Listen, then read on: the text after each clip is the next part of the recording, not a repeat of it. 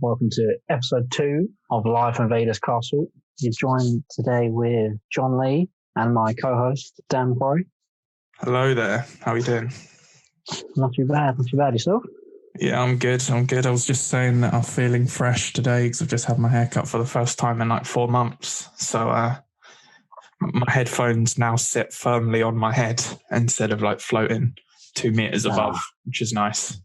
Yeah, mine have been pushing the hair into my ears where it's so long, which is a nightmare. Yeah, I feel like Ezra Bridger at the beginning of season 3, like just after he's had that like clean haircut, he's got his new lightsaber, he's feeling fresh. That's me at the moment. Oh, tasty. I'm slowly getting towards Anakin Skywalker in Clone Wars and Revenge of the Sith.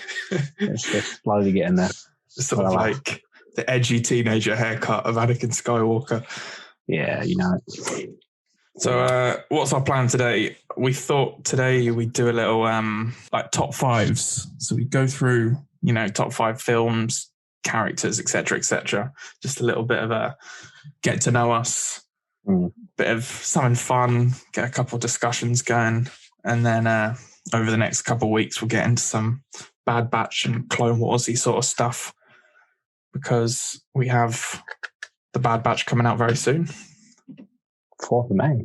Yeah, the 4th of you. Exactly. A glorious day in the calendar. 70-minute premiere as well, we just found out. Yeah, huge. It's what you need off to start off a season, to be fair. Really give you a good dive into the show. Yeah, exactly. I'm very excited for that. The trailer's looking pretty good. Spotted Rex in there. Yeah, it's like 2-second cameo. Yeah, it's exciting times. Right, so should we just jump into it?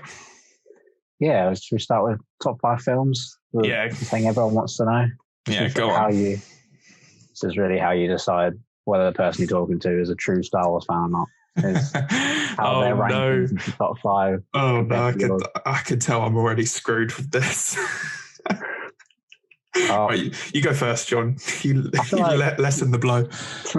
I feel like most of these top 5s I've done in no particular order. I've just thrown in my top 5. So I'm just going to say them out loud, and you can put them in your own rankings where you think I've put them. But so my top 5 are Return of the Jedi, Empire Strikes Back, Revenge of the Sith, A New Hope, and to finish off, A Phantom Menace. Nice. I can see that. We're going to have a bit of similarity here. Mm-hmm. I feel like most people are going to have Return of the Jedi, Empire, and Revenge of the Sith in their top 5. Just because I think Revenge of the Sith very much serves that meme position. Yes. Jedi and Empire sort of serve that, OG trilogy greatness position. The nostalgia. Yeah, interesting choice for Phantom Menace. I like that. Well, I feel like Darth Maul is one of my favourite characters in Star Wars, so his introduction in Phantom Menace is giving it a soft spot in my heart. Yeah, true. Duel of Fates is one of the ultimate lightsaber fights as well, to be fair. Yeah, unreal. Yeah, I can understand it. Well, I've tried to do mine in order from sort of 1st to 5th. It used to always be Empire, used to be my number 1, but I've recently started to have a little bit of a battle between Return of the Jedi and Empire. I think Empire's better, like as a film on its own, and if you're just watching it as a film and not as part of Star Wars, it's a better film altogether. However, I've just got such a soft spot for Return of the Jedi. I just do. I love it. So I think Return of the Jedi's great. At the time of recording, Return of the Jedi is number 1.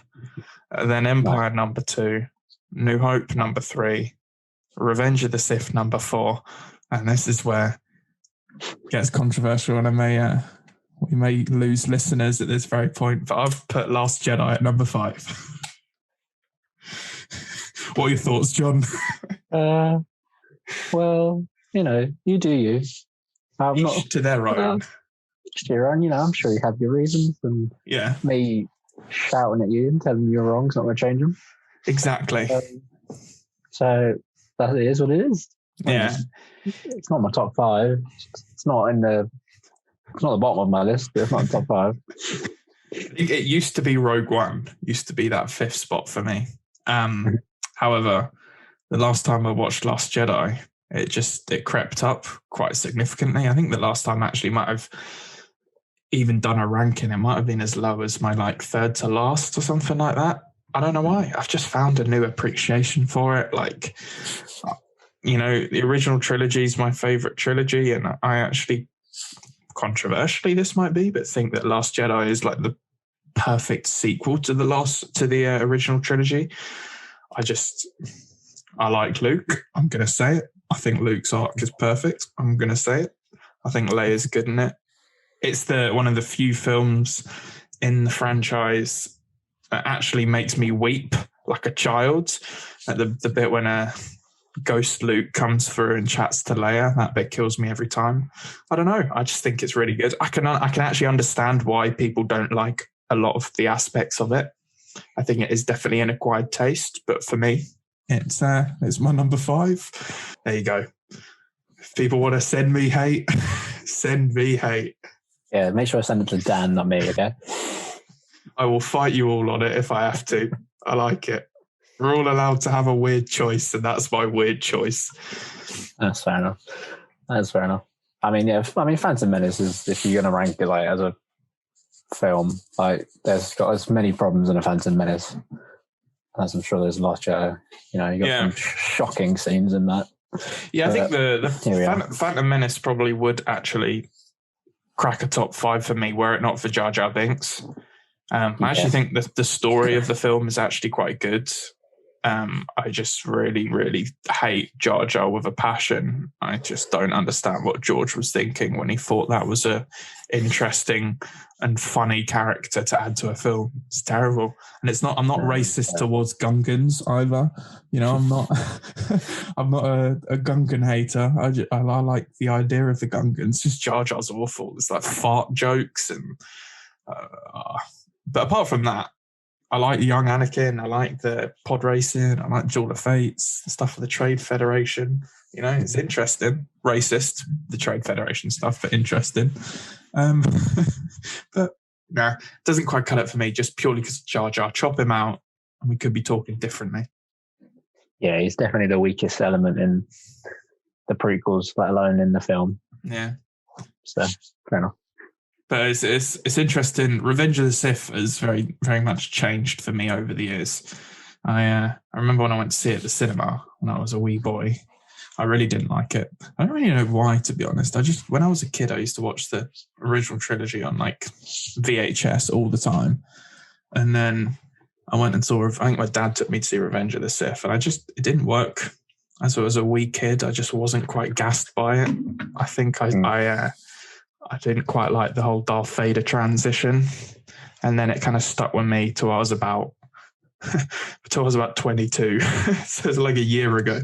I just really did like Revenge of the Sith. And then I just started appreciating the memes more. And then... Yeah, the meme culture is... I feel like it's saved it from a lot of people's opinions. Yeah. And then the biggest thing that saved it for me was watching the Clone Wars. I think after the Clone Wars, I had a newfound appreciation for Anakin's arc, his story, just that whole period. And then now when I watch it, I really like that film a lot. And I just can't help but enjoy sitting and quoting every single line in that film because I practically know it off by heart by now. Yeah, it's one of those films you can just sit and watch and not really pay attention to, but just enjoy. Yeah, you sort of sit there and then have it on in the background whilst Anakin's like crying about Padme being pregnant and all that sort of thing. And then as soon as it gets to like the General Grievous fight, you just like perk up. Like, oh, hello there. Exactly. Yeah, exactly. Right. So that's our films. Fairly similar, to be honest. Lots of original trilogy appreciation, which is good. Yeah, can't not be in the top 5, really. Exactly. So then the next thing we were going to discuss was seasons of television. Yes. This one I found hard to distinguish between which seasons of which shows I really enjoyed. And I think the reason that sort of thought more seasons is because there hasn't been enough TV shows yet to do sort of like top 5 TV shows, because there's only been I think 5 TV shows. So it would, and you haven't seen Resistance, so there's you'd be putting it at the bottom where it belongs, but without even knowing it. Yeah, true. So yeah, we went for seasons. You go kick off. Let's hear what you've got to bring to the table. Okay. Yeah, no really particular order, but we have. I put season 6 and 7 together in Clone Wars just because I like those equally as much. I think they're both very good. And then we've got season 4 of Rebels, Mando season 2, season 2 of Rebels, and then Clone Wars season 5. There's a lot of Rebels and Clone Wars in there. Yeah, that feels very similar to mine. So I've ordered mine. I found this very difficult to pick between my top 3. However, I went number 1, season 4 of Rebels. Something about that final season, I just absolutely love. I love where Ezra is by that time. Kanan, his sacrifice, the finale, everything with Thrawn. I just really like that final season. And then my second is season 5 of Clone Wars. I think in my opinion, season 5 of Clone Wars is the ultimate GOAT Clone Wars. I mean, you've got the last arc with Ahsoka leaving the Jedi Order. You've got the arc on Mandalore with when Darth Sidious comes and slaughters Savage and beats up Maul. You've got George Lucas's favourite droid arc in season 5. So yeah, I really like season 5. I think that's one of the highlights of the whole Clone Wars for me. And next up, I've got Mando season 2. I think season 2 of The Mandalorian was just I mean, we said it last week, absolute treat. And as a series as a whole, it just works pretty perfectly from start to finish. It does, yeah. And then my 4th and 5th spots, more Clone Wars. I went season 4 and then season 7. Ooh. The reason I went season 4 is because I was looking back on it. Season 4 has some absolute bangers in it. I completely forgot. It's got everything with Pong Krell. That's all season 4. Oh, yeah. It's got I'm pretty sure season 4's got the Mon Calamari war episodes, which I actually thought were really good. It's got a lot of Maul. I think that's when Maul comes back, is towards the end of season 4, if I'm right. I might just get the episode guide up, but there's Savage is sort of made in like season 3, isn't he? And then season 4 is when he actually finds Maul. So brother. Let me just get up season 4 because there was a reason why I got very gassed with season 4. Yeah, it starts off with a water war arc, and there's a pointless droid arc, Darkness on Umbara, which is awesome, and then there's that little Slavers arc, the Slavers on Kadavo, which I thought was quite a good one. Oh, that's it. That's the reason I loved it. It's the box. You know, when Obi-Wan fakes his death and stuff, goes undercover as the bounty hunter. Yeah, that is another great arc. Yeah, and then it ends with Grievous massacring all the Night Sisters, and then I think it ends with that fight with Asajj and Obi-Wan against Maul and Savage, which I think is a great little lightsaber duel. So all in all, I think season 4 was just a real banger season. And then I finish up with season 7 because season 7 is brilliant. Yeah, season 7. I love season 7. Obviously the final 3 episodes. Yeah, the final 4, isn't it? Yeah, 4. Yeah, are the best. Then obviously you get some great arcs in that. I actually really liked Ahsoka's arc in that as well with the 2 sisters. I know a lot of people didn't like that. Yeah, but I really enjoyed it. I think it was necessary to give Ahsoka's character the perspective that she needs to decide what she wants to do in her life, whether to rejoin the Order or just continue being a citizen, and then see how the universe as a whole sees the Jedi, because she's only had one point of view her entire life. So I think that arc was really good to flesh that out. Yeah, I didn't dislike it as much as a lot of people did. I didn't find it the most action-packed or thrilling, but as you said, it was good for her character. And I liked that original Bad Batch arc as well. Like, I'll need to rewatch that soon, but that first arc was pretty cool. But yeah, those final 4 episodes, Siege of Mandalore is probably second best episode in the whole show, I think, in my opinion. Yeah, Siege of Mandalore's brilliant. And the way it leads straight into the Order 66. Order 66, yeah, it's really cool. And that like running concurrently with Revenge of the Sith is just, it's done very well. It's good. Yeah. I like it. But yeah, I think the reason that I do give the edge to season 5 is just, if I'm looking at the best episodes, I think the best episode is The Lawless from season 5 with when Sidious comes in and just absolutely murks the brothers. But then that's also the episode that Maul kills Satine in front of Obi-Wan, and that whole episode is just perfect in my opinion. I think that's like probably the best. Second best animated episode of Star Wars. I think the best animated episode of Star Wars is Twin Suns from Rebels, but season 3 didn't make my cut. Yeah, I was looking at season 3 for Rebels, and I was just like Twin Suns is unbelievable, but I think season 2 had Twilight Apprentice and stuff, which I just thought was better, because I think it was, obviously there's more episodes on it, and you had Maul and Ezra. Ezra trying to decide whether he wants to go with Maul or stuff, and then you had the whole Ahsoka versus Vader and that reveal, and I think it just slightly edged out. Yeah, I think if I had a 6th spot, it would be Rebels season 2, because I think that season is stronger than season 3. However, I really, really like season 3 because I'm a big Thrawn fanboy, so it's just a whole lot of Thrawn in that, which I really like. But there are some weaker episodes in season 3 of Rebels that dip it below the Ahsoka Vader greatness. Yeah. Okay, should we move on to Jedi? So now we're stepping into the world, so we're actually going our top 5 Jedi. I'll start this one off, John. I see.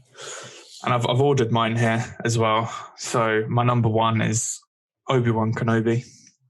You can't beat him when you take in consideration the Clone Wars, the little bit of him you see in Rebels, his presence in the original trilogy, his memeness in the prequels. I just think Obi-Wan Kenobi is the GOAT, and he is objectively the greatest Jedi in terms of his commitment to the Order. He's the man. And also, you just look at his kill count as well, like not necessarily his kill count, but his Sith that he has successfully beat in battle. I mean, he's beat Maul like 3 times.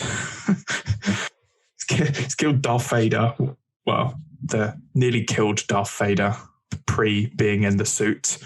Who else has he triumphed over? Ventress. Ventress. Quite a few times. Grievous. Yeah, he absolutely murked Grievous. I mean, Savage, cut his arm off. Yeah. While also fighting Maul at the same time. Yeah, exactly. So Kenobi, number 1 for me. Then number 2, Luke Skywalker. No surprise there. This is where it gets a little bit interesting. Number 3, I've got Ezra. Some people don't like Ezra. I love Ezra. By season 4, he was a top tier Jedi for me. My next place is Ahsoka. Can't argue Ahsoka. She's unbelievable. Great Jedi. Even better because she left the Order, because the Order is screwed. So the fact that she left the Order made her an even better Jedi, in my opinion. And then my 5th place goes to the Grandmaster Yoda himself. Nice. That's a strong list, to be fair. Got some similarities in mine, slight differences. So I feel like this is probably in order when I wrote it down. So I've got Obi-Wan, number 1, for all the reasons we just stated. I mean, that man is unbelievable. Ahsoka in number 2. Nice. Luke 3. Anakin 4, obviously pre-Vader Anakin. And 5th, I've gone with a Rogue One. I've gone for Plo Koon. Oh, interesting. You're a big Plo Koon stan, are you? I do. I do like Plo Koon. It's just that episode of the Clone Wars. I can't remember what it's called, but when he's stranded in space with the clones. Oh yeah, that's one of the Grievous episodes from season 1, isn't it? Yeah, and the clones are like, "Oh, it's okay. We're meant to be expendable," and Plo Koon's like, "Not to me." I'm like, "Oh, that's man."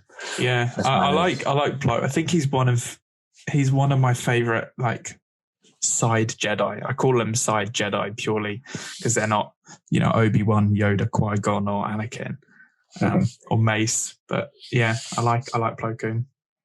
So that's a fine list. I like that one. Thank you. Yeah, I think Anakin for me floats a little bit around maybe 6th or 7th. I think the only reason Anakin doesn't quite, I don't know, I find it a bit difficult because of Attack of the Clones Anakin, just with some of the stuff on Naboo by the lake. Really, it's really hard to watch. Yeah. But then Anakin in the Clone Wars is amazing. So yeah, he's one of the greatest duelists and like strategists the Jedi would ever had. He proper rogue. Got his charm. He's got his wit, and I like at times when he's not so like straight edge with following the Jedi way, and he's eager to point out where they're going wrong with things. And I think him coming from like being a slave and stuff gives him a different perspective. Yeah, on the universe as opposed to like those who were in the Jedi Order from like a baby, pretty much. Yeah. He doesn't follow the Jedi way right until Mace Windu wants to kill Sidious, and then he's like, "It's not the Jedi way." Yeah. It takes it and leaves it when he needs it. Yeah, but that's one of my favorite things about the Clone Wars. It's just the sort of the dichotomy between Anakin and Obi-Wan, because Obi-Wan is like the ultimate simp for the rules. Like he follows everything to a T. And then you've just got Anakin, he's like, "Oh dear, Anakin's off again, isn't he?" Just doing whatever he wants. Yeah. But he always brings home the dubs. So he does. No matter what war crimes he commits, he brings home the dubs.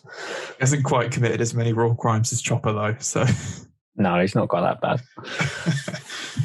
Right, so we've next up we got non-Jedi. So these are I don't know what you've written down, but I sort of went this as sort of more sort of heroes / anti-heroes, but non-Jedi characters.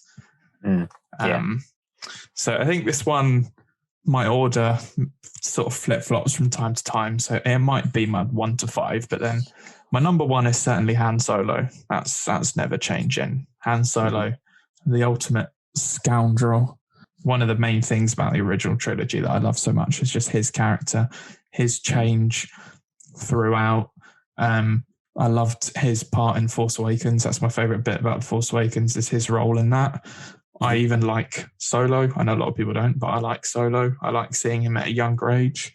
Him sort of outside the films and some of the comics and the books. I just all round, he's a great character. He's funny. Harrison Ford is a treasure. I hope he never dies, because he shouldn't, because he's a great man. So yeah, Han Solo number 1 for me. Number 2, Chewbacca. Love Chewie. He's just a lovable Wookiee, isn't he? Love Chewie. Rex was my next one. The ultimate clone, the greatest clone there ever was. We love Rex. And then Princess Leia after that for me. I love OG Princess Leia, everything about her. She's just a great leader. She's a secret Skywalker. I just really like Carrie Fisher's performance, everything about Leia. She's just great. And then number 5, a new entry to the leaderboard, the Mandalorian himself, Din Djarin. I think he's, ever since, him having to take off his helmet to save Grogu, really sold him for me as the ultimate Mandalorian, and one of my top 5 non-Jedi characters. It's a strong list. Can't disagree with any of that, to be fair. Yeah. Mine is got some similarities, but a couple of rogue ones. Let's just start off from number 1. We got Rex, just because Well, I loved him in the Clone Wars. He is the best clone, and just such a great supporting character in regards of like Ahsoka, Obi-Wan, Anakin. You know, their banter between the three of them is great.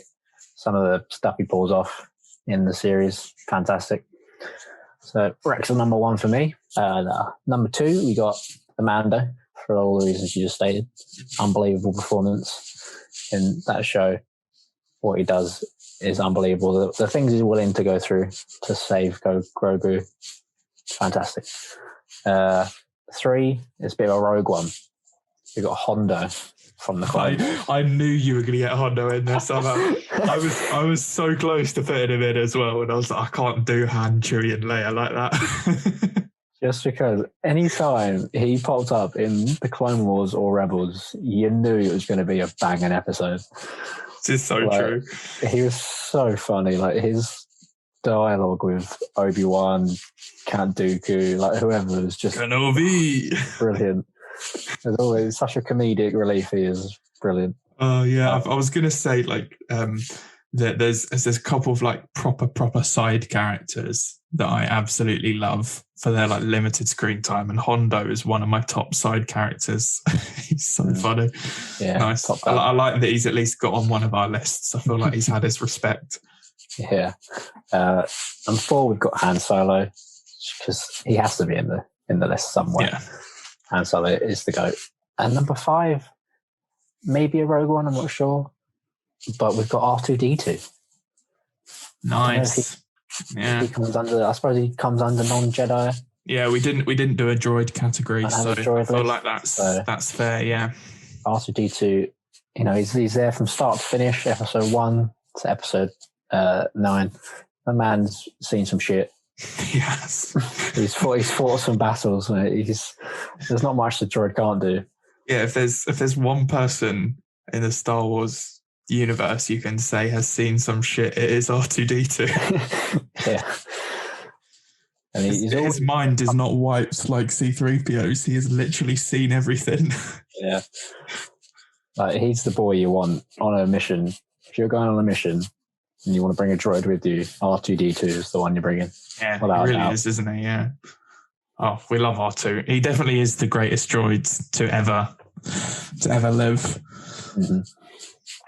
That's a strong list. I like that. I like that we're putting some respect on Rex's name. I'm hoping that we're going to see much more of him because he is the ultimate clone. Big love for the Mando as well. Yeah, tasty. Right, so villains next. Villains. So I think there's going to be a couple that are obviously going to be on both of our lists. Mm-hmm. But my number one, obviously, Darth Vader. Greatest movie villain of all time. Greatest fictional villain of all time. He's Darth Vader. He's the best. And, you know, you take Darth Vader in the films, obviously he's unreal, but you take Darth Vader in some of the sort of additional media within the Star Wars universe, like his appearance in the Jedi Fallen Order campaign right at the end, him and Rogue One, his comics as well, particularly it's like certain moments he has in some of the comics, like the Vader down sort of panel that he has. There's just so much great Vader, and he's great every time he pops up. So he's the ultimate. He is the ultimate villain. My number two, this is I wouldn't say a rogue one, but a surprising one compared to who else is on the list. Thrawn, Grand Admiral Thrawn. You are Thrawn fanboy. I am a big Thrawn stan. I love Thrawn and Rebels, and then as soon as I finished Rebels, I went and read the new Thrawn trilogy, and that's just made me appreciate him even more. He's Sherlock Holmes, but slightly wicked and an alien. He can just deduce any military situation. He's smarter than everyone else. He is the ultimate military hero if you're on the Empire's side.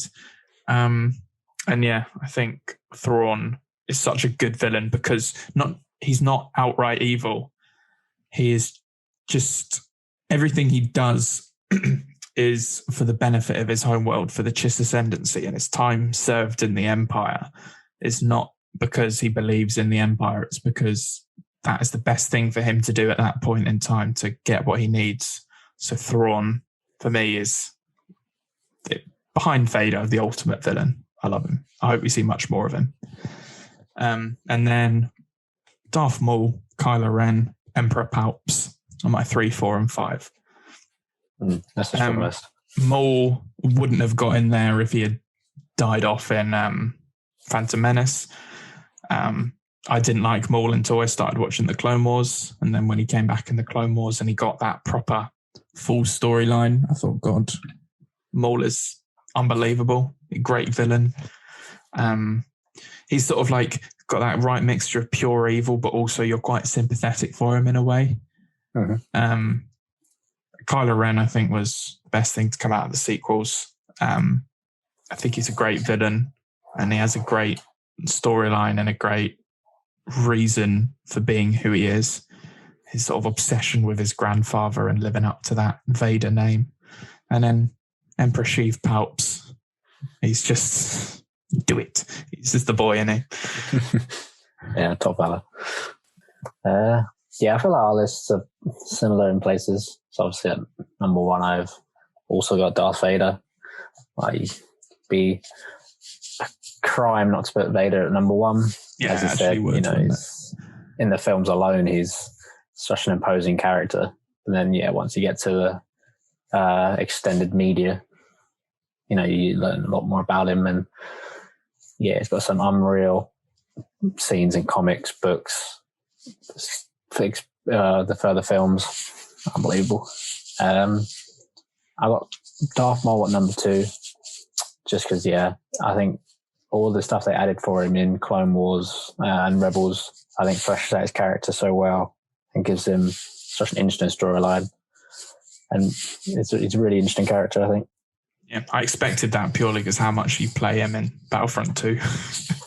Oh, yeah. I mean, that's got to get extra points, just the amount of people I've thrown off the side of well, my main in Battlefront 2 hasn't even made the list. Poor old General Grievous.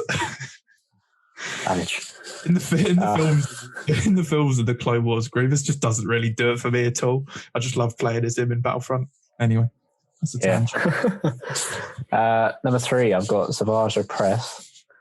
Again, I thought he was a very interesting character. He is, yeah. Being Darth Maul's brother, and the first scenes he introduced us in when he takes on those 2 Jedi. I can't remember who they are, but he just slaughters them. Like the first 2 Jedi he comes across, just absolutely dominates them.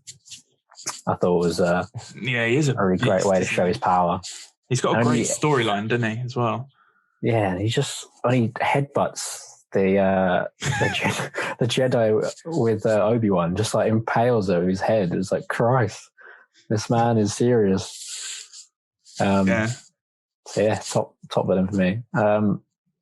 4, we've got Kylo, as you said, best thing to come out of the sequels. I think his story is very interesting. And I'm excited to see where they expand it, because I'm sure in years to come there'll be comics, books. I hope they do, actually. Yeah. That'll give his character a bit more depth. But I really enjoy where they went with him so far. And number 5, I've gone with Boba Fett. Nice. Who is a villain, but then I suppose in the Mando is not quite as evil. We're sort of as the rest of them. But we're sort of yet to see where he's going now, because he's sort of almost a bit like an anti-hero, but then he slaughters Bib Fortuna at the end, so maybe he's going back to his villainous ways. Yeah. I mean, he'd kill anyone if you paid him enough money, so... Yeah. You and Zachy want him over for Christmas dinner, so he's going on the villains list. Yeah, I like Bob. I think Bob is one of those ones where he does a lot with very limited screen time in the original trilogy. But the reason Boba didn't make my list, and I know this is petty, but I hate people who play Boba Fett in Battlefront 2 so much that I couldn't put him on my top 5. Yeah, that's fair. They are annoying. That's why I struggled to put Emperor Palps up there, just because strong villain lists. I respect them. So now we've got 3 little sort of funnish categories to sort of end it on. Just nothing too serious now. The next one we got is species of alien in Star Wars.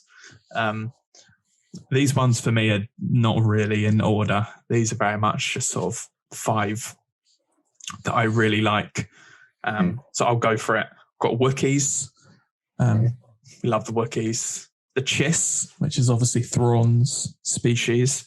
And then in the books, you meet a couple other Chiss, like Admiral Arlani, and there's a lot of other Chiss, and the Chiss all seem very cool, and they look cool. They're blue and they have red eyes. Got a very interesting way of life, so I like the Chiss. Next one, bit of a rogue one, I'm going to throw it out there, the Mon Calamari. I really like the Mon Calamari. I like Akbar. Anytime we end up on Mon Cala or we see the Mon Calamari, I always get a little bit gassed. I think they're such a funny looking species, but I like their world and their culture and everything. I think it's very interesting, and they really like opera as well. The Mon Calamari, I found out when reading a comic recently. They have like these grand operas and theatres on Mon Calamari, which I thought was very cool. My next one, again, this one links back to our good friend Hondo Anaka, the Weekways. Lovely. So just Hondo's entire pirate crew. Most of them are Weekways, and you got the Niktos that are slightly similar, but the Weekways are the main ones. And I just love that they're essentially a species of just pirates. There's not many of them that have done anything honourable with their lives. They're all just pirates, and they also just sort of fight each other over petty things like pirates do. And I like a good Weekway. Nice. And then my final species is Trandoshans. Oh, I just think Trandoshans are a really cool and interesting species. Obviously, your main one being Bosk, the bounty hunter. They're big lizards. They're pretty intimidating. But as you sort of learn in that Clone Wars arc with the was it called Wookiee Hunt or something like that, where Ahsoka's trapped on that planet and the Trandoshans are hunting them all down. You sort of learn that they've got this like really sort of twisted culture, and they've got the Scorekeeper, which is this god that they worship, and the more kills that they get, the higher their score is going to be when they die, and just they're obsessed with the hunt. And I think that's a really interesting aspect to that species. So I like the Trandoshans. I hope we see more. I mean, at the moment in the High Republic, there's a Trandoshan Jedi called Skier. It's not Skier, it's Skier, because he's a lizard, and he's pretty cool. So, yeah, big up the Trandoshans. Oh, nice. John, I'm very interested to hear your list. I feel like I've got a few rogue ones on here, but I laugh. So, obviously, number 1 is the Wookiees, because they are the guy. You got Chewbacca. Unreal. Number 2, I went with Ewoks. Nice. Just for the pure respect of these little bears dominating against the Empire. The murder bears. Endor. Yeah, these guys are savages. They're so cute, and yet they were so quick to want to cook Luke and Han. You just got to respect it. They're not faffing about. They were lighting those fires straight away. I almost feel guilty for not putting them on my list now, how you say that. I do love the murder bears. Plus, on Ewok Hunt on Battlefront 2, you get to respect just how vicious Savage those Ewoks can be. Yeah. Have you seen that they've got the old Ewoks animated TV show on Disney Plus now? Oh, really? I'll give that a watch. I've never watched an episode of it in my life, but I'm going to sit down and force myself through it because it just looks funny. See how many people they can slaughter in an episode. Exactly.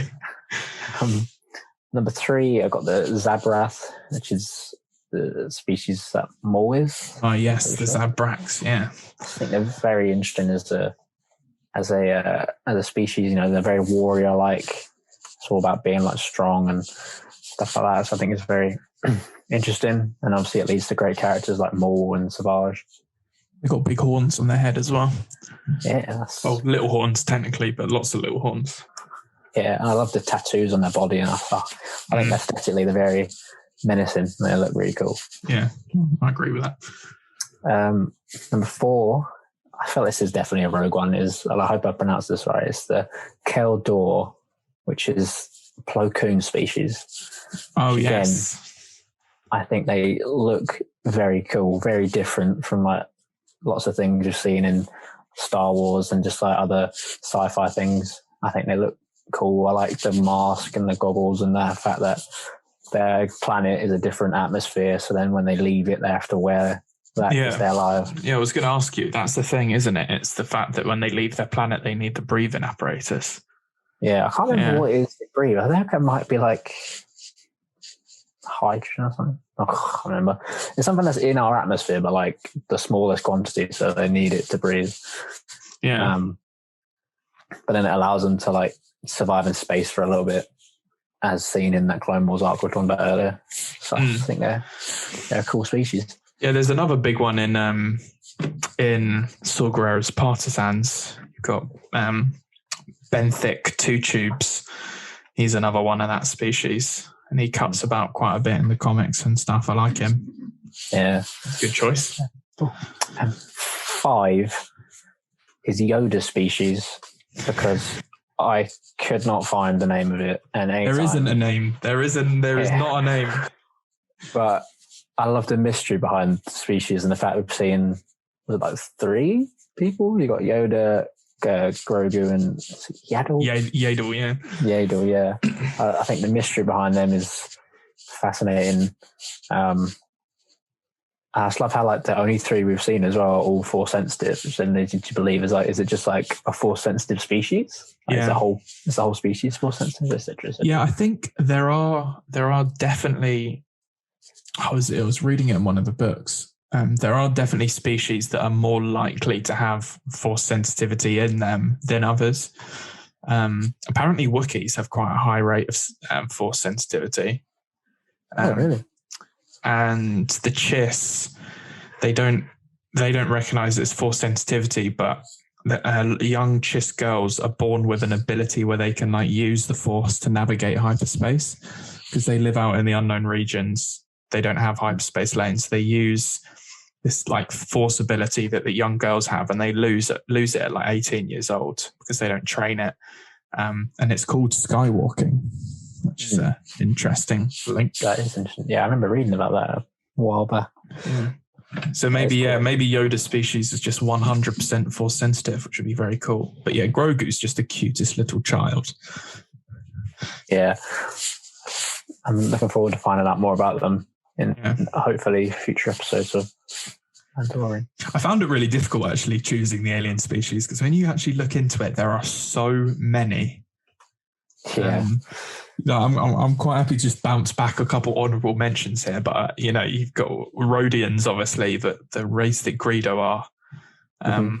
Their little ears and their sort of green scaly skin. There's so many of them pop up all over the place in like the Clone Wars and stuff. They're just funny little species. I like the Lasat as well, that race that Zeb is. Yeah, they're really they're interesting, and the whole thing about the nearly died out species until they found Lyra San, then sort of New Home World, and they're really cool. I'm trying to think of other species that I like. What's the Ahsoka species called again? Twi'leks? No. Is that them? No. Twi'leks are like Hera and Aura Singh. The two sort of Tog Rutten. That's it. That's it. Yeah. Yeah. Oh yeah, I like Twi'leks as well. Actually, they're a cool species. There's just so many. There is, and I cannot remember for the life of me what the name is, because in Mandalorian season 1, the episode where Mando takes Baby Yoda to that planet, like the farming planet, and they're getting raided by those like dog-looking aliens. Oh yeah, they have an official name, and I cannot remember for the life of me what they are. I've got no idea. I'm just going to Google it, because I thought they had a really funny name. It was almost like the word dog was in there, but it wasn't quite. But yeah, I think that's one of my favorite things about Star Wars. It's just the breadth of alien species that there are. And I think it just gives there so much life to the universe, just all the different, you've got Sulistans, there you go. Clatuinian. so it didn't have anything like dog in it. Okay, Clatuinians they're called, but there's apparently some of them in Jabba's palace in episode 6. So yeah, and then obviously you've got the huts as well, the big slugs. I mean, you've got such a wide range. Yeah. Right. So next up, we were talking about we were going to do top 5 planets. Mm-hmm. Now, I found this quite difficult because when you actually think about it, there's so many planets that we've visited, and so many of them look so cool. I found it very difficult to get 5 down. Mm-hmm. So what I decided to do is decided to go for a couple of sort of the obvious ones, and I threw in a couple rogues that I really like. So Camino was my number 1. I love Camino. I think just visually as a planet, it looks awesome. It seems like it always rains there. It's the home of the clones. You know, there's a good map on Battlefront 2 as well. It's just an all-round cool planet. Mustafar, just a volcanic planet. It's a very cool idea. And, you know, home to Vader's castle and home to, you know, the Battle of the Heroes with Obi-Wan and Anakin. And just, it's a very cool planet. Next one I put on was Felucia. Ooh. Now, Felucia we only see for a couple seconds in the films. In Revenge of the Sith, that's where Ayla Secura gets killed in Order 66. But Felucia gets much more fleshed out in the Clone Wars. There's quite a few episodes set on Felucia. Just the plant life on it is really cool.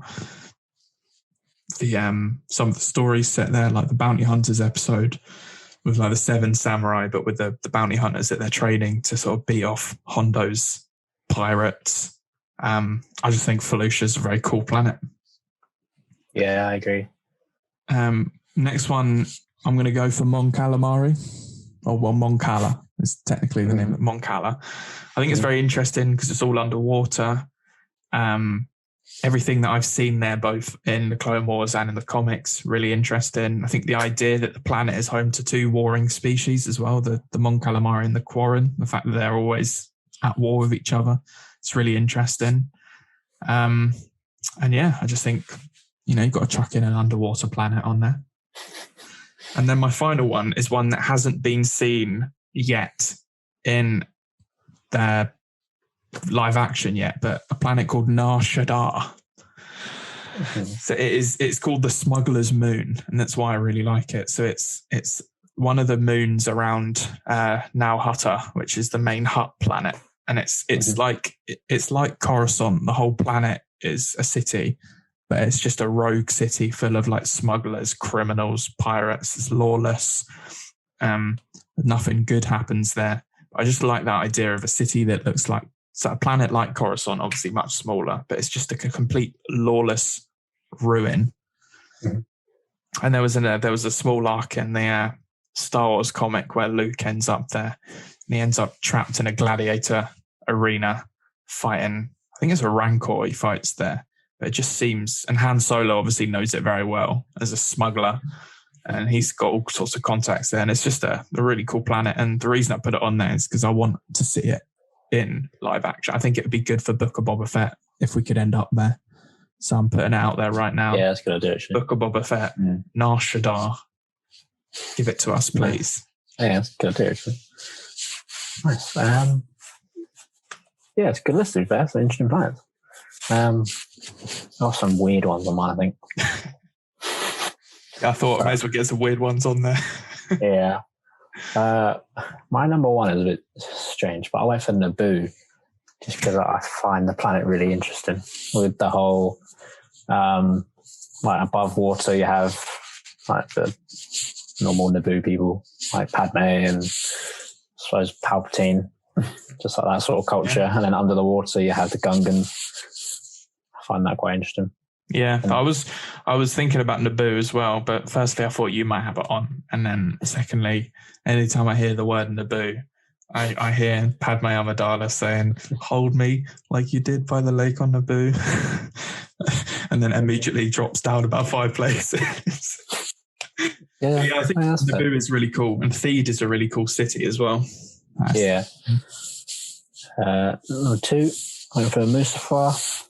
Obviously, iconic planet in Star Wars. Got the big fight with Anakin versus Obi-Wan, and the Vader's temple or castle on there afterwards. I think that's a really interesting arc in his comic. I think that's really cool. It gives the planet a bit more depth and history to it. I think it's really interesting.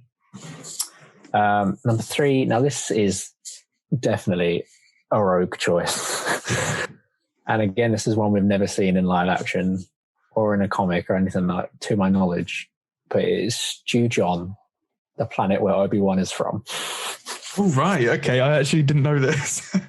And it's called Stew John because in an interview with Jon Stewart, he asked George Lucas what planet Obi-Wan is from. And George Lucas said, Stew John. And that is where we got Obi-Wan's home world. And it is never referenced in anything else, ever. I really hope we see it in the Obi-Wan Kenobi show now. You need it mentioned or at least referenced to. Yeah. I like that. I like that you've got a really deep cut there. Yeah, I remember hearing about it or reading about it a couple of years back, and it's just stuck in my mind ever since. So as soon as I saw planets, I was like, oh, this has got to go on there.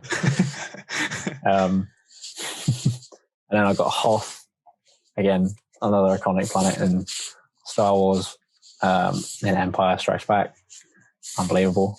And number 5, I went with Ilum, just because I like the whole links to the Jedi Order. You know, that's where they go to get their kyber crystals. It was really fleshed out well in the Clone Wars arc with the younglings kind of going to get their kyber crystals.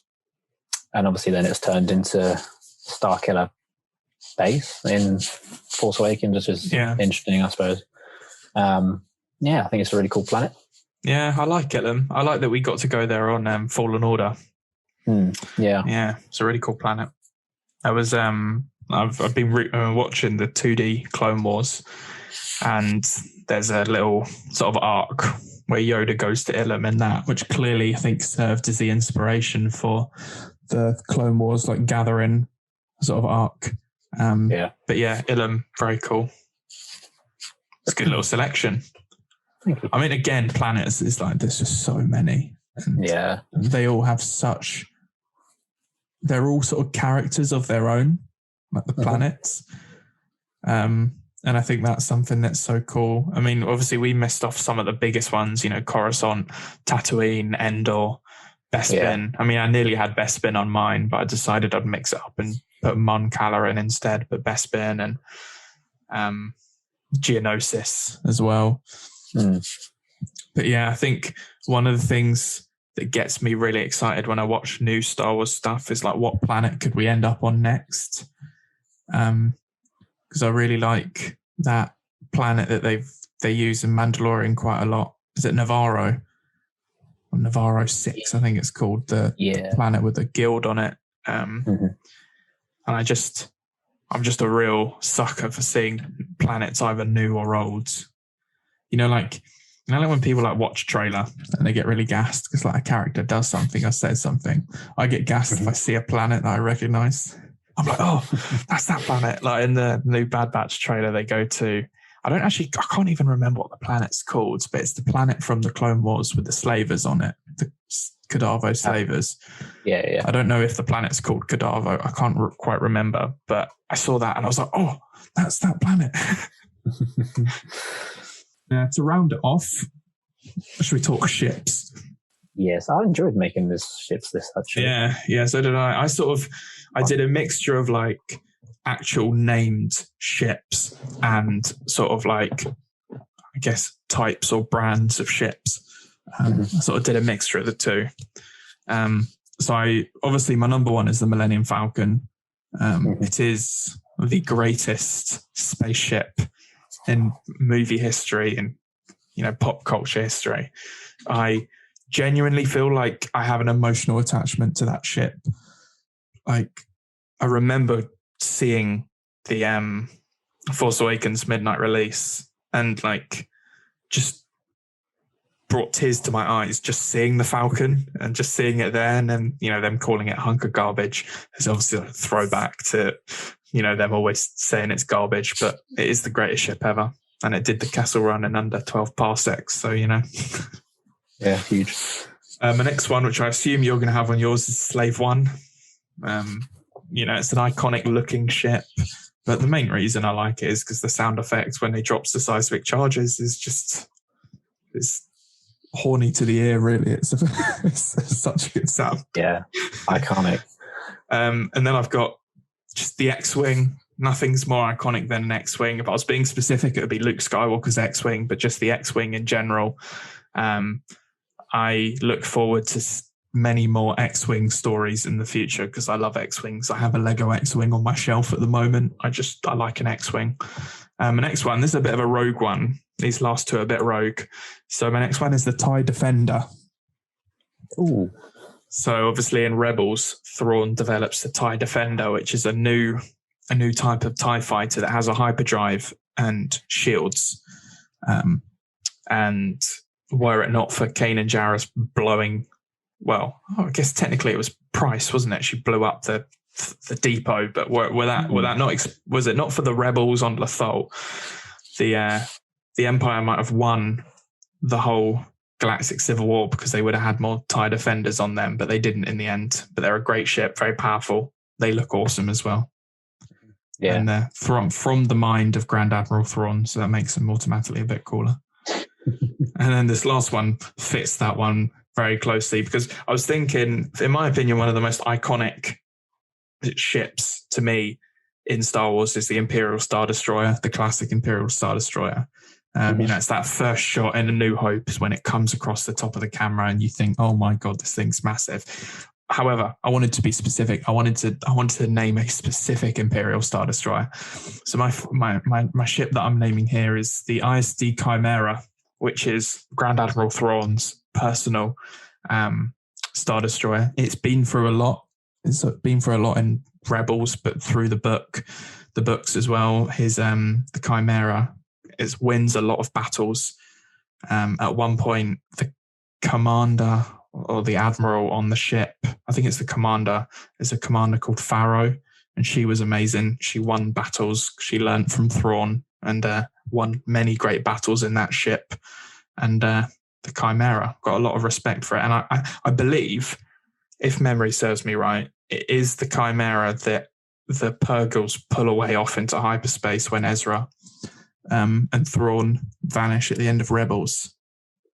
So my hope is that we will see that ship again, even though it might be a little bit ruined. Yeah, hopefully. So that's my ships. Yeah, it was a strong list, to be fair. Obviously, my number one is the same as yours, just the Millennium Falcon. It's just you think one ship in Star Wars, the Falcon is the one that comes straight to mind. Yeah, iconic. Number two is a bit of a rogue one. It's not seen very much. I think it's seen mostly in Clone Wars for a few episodes, as well as possibly in Rebels, but I'm not entirely sure. And that is Night Brother, which is Darth Maul's Mandalorian starfighter. Oh yeah, because I love the look of the Mandalorian starfighters. I think they just are some really cool ships, and then the fact that it's Darth Maul just adds extra bonus cool points. Yeah, that's an interesting one because I had a feeling you'd put the Scimitar on there, Maul's OG ship. But now you say that one that does look cooler, doesn't it? The Mandalorian one. Yeah, that one's definitely cooler. Yeah. There was rumours that they're making a Lego version of it this year, which I might have to purchase. Yeah, that would have to be purchased. Because that will be clean up on the shelf. Number three, same as you, got Slave One. Iconic ship. Glad we get to see it again in Mandalorian with the explanation of how you can sit in the cockpit and it change elevations and stuff. Yeah, I like that we saw that. Yeah. Also, that moment in Mandalorian when we first saw the Slave One like coming out the sky, that was a madness, wasn't it? It just makes you think as well, is that the fact that in Return of the Jedi, when Boba Fett, is it Empire or it's Return of the Jedi, isn't it, when Boba Fett gets set into the Sarlacc pit? Yeah. Yeah, it's the fact that obviously everyone's just left him for dead, and his ship just been sitting there until he went and got it back. It's just been popped up for about 10 years. Gathering dust, because either it's got some unreal security on it or no one's brave enough to try and steal Boba Fett's ship. I think it's fine. Number 4 is a ship that I've gone for because it is, I think, one of the most iconic ships from the Clone Wars TV show, as well as in some great scenes like the opening scenes of Revenge of the Sith, and that is the Republic Venator class Star Destroyer. Nice. You got the name as well there. I liked it. Yeah, I had to give that a quick Google. Let's make sure I got it right. But yeah, it's a class ship, and obviously it goes on to what's what I'm looking for? Be inspiration for the Star Destroyers for the Empire. Yeah. So it's a class ship. Number 5. I was just going to say, in a special mention to those ships, you get to explore one of them in Fallen Order as well. You know, that big crashed one on that planet. Oh yeah, is it crashed on Zepho or something? Is that? I mean, it was just because we were getting the platinum, but there's that whole trophy when you got to go and explore the inside of it. I found that so cool. Yeah, that was really cool, to be fair. Just seeing that in that game actually was really cool, just as like a nod to the whole Order 66 and making the universe just feel lived in and stuff. I think it's really cool. Yeah. Number 5, same as you really. I went with a Empire Star Destroyer, but again, I went with a specific one. And this is one that I think is just, again, iconic, and it is very imposing, and that is the Executor, which is Darth Vader's personal Star Destroyer. Yes. Is it Super Star Destroyer, that one? Yeah, it's massive. And just imagine you're going through space as a little rebel cruiser ship, and you see that bad boy jump out of hyperspace behind you. So, and not only is it absolutely massive, it's also being piloted by Darth Vader. You're just thinking, nah, I'm out. You know your toes at that point. Yeah, I like that. And I really liked the, I don't know, I can't remember if you said you read it or you read it a long time ago, but the Darth Vader series, the 2015 one that sort of showed how he ended up in charge of the Executor again. I think it was a while back I read that one. Yeah, but no, it's a cool ship. I'd like to see a scrap between the Chimera and Vader's Super Star Destroyer. Be interesting to see who'd win that. I think my money's on Vader, I'm not going to lie, but yeah, probably. The ships was a difficult one to narrow down because there's so many iconic ships. Like, the more I started thinking about it, I was thinking about the little Jedi starfighters from the Clone Wars. I was thinking of, I know this is a ridiculous one, but Padme's ship. Oh, the Naboo cruiser, or whatever it's called. Yeah, that's a stunning ship too. There. And then the Naboo starfighters as well, I also think are really cool little ships. Yeah. And then I really like Kylo Ren's ship, the Silencer. I think that's a really cool looking TIE fighter. Yeah. And then this was the one that practically made my list but didn't, I'll need to Google the name. You might know it. The name of the clone ships, not the individual ships that they fly, but the big chunky ones where they all sort of stand in the bit at the bottom and look out, and it's like the transport ships. I don't know what they're called. Are they not just called because I think the fighters are called they're like arc fighters, aren't they? Yeah. What they are called, I don't know, but just every time, one of the most iconic images in the prequels is in Attack of the Clones, when those ships fly in to the arena and all the clones sort of jump off of it, and you've got Master Yoda riding one of them. I think they're just a really cool design. I definitely, if memory serves me right, had a Lego one when I was a kid. Where on earth that has ended up, I will never know, probably in the bin, but I had one of them when I was younger. They're just really cool. So that's an honourable mention, I guess. Yeah, that's a good shout out. There are so many ships I could put on. The one that crept to my back of my mind when I was writing the list was Anakin's ship in right at the start of the Clone Wars, the first movie. That one that came out, and it was I can't even remember what it was called, but it had like the little cockpit and it had like a massive wing coming out the side. Oh yeah. And they go and save the Hut Baby and stuff. It's like, it's such rubbish shit, but it's funny. Yeah, there are so many. Oh my God, I've just realised neither of us put the Razor Crest on our ships. Yeah, I was going to put the Razor Crest. But it's deed now. But yeah, that thing got blown to smithereens. Got blown up. Wait, that's the ship from Fortnite. Oh dear. But yeah, that was fun actually. Those last three I found really enjoyable. Just having a think about sort of those weird little aspects of Star Wars that I find really interesting. Mm-hmm. I think it'd be a cool thing to do sort of a bit further down the line is do like a podcast episode talking about like interesting planets or interesting ships or interesting species and stuff like that. I think that could be quite cool. Yeah, that would be actually. I also think it would be quite good to do like a, side characters episode as well. I think we could probably talk about Hondo Anaka for a whole episode. And I know there's like lots of like little like books that he appears in as well, like outside of the Clone Wars and Rebels. So I might do some chasing and find out where Hondo appears from time to time. I mean, I wonder where he's kicking at the moment. I mean, if he showed up in Book of Boba Fett, I think I might die. Yeah, but the thing is, it'd fit perfectly in it. Like, he would, yeah. Sense for Hondo to just be in there. And he'd be like a really good foil to Boba as well. Mm-hmm. Like, not like his nemesis, like the serious villain of the series, but I think he'd be such like a... Boba's trying to sort of establish himself as this leader of the underworld, and he's just got this annoying pirate just pissing about. Yeah, that'd be class. Anyway, that was a fun little episode. An interesting conversation. It was, yeah. So I think by at the time of listening this, I think we're about 2 or 3 weeks away from Bad Batch. So I think the plan is that next week we'll do an episode on clones. So I thought we could pick out some of our favourite episodes of the Clone Wars, sort of for the clones, some of our favourite clones, do a little bit of information for those people who might not know as much about the clones.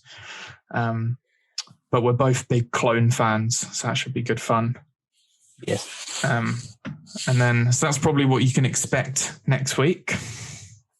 We'll round it up there. Nice. Thanks for that, John. That was a good episode. And thanks to everyone who has listened in. This has been Live from Vaders Castle, episode 2. And have a good day. Bye. Catch you next week, guys. Goodbye.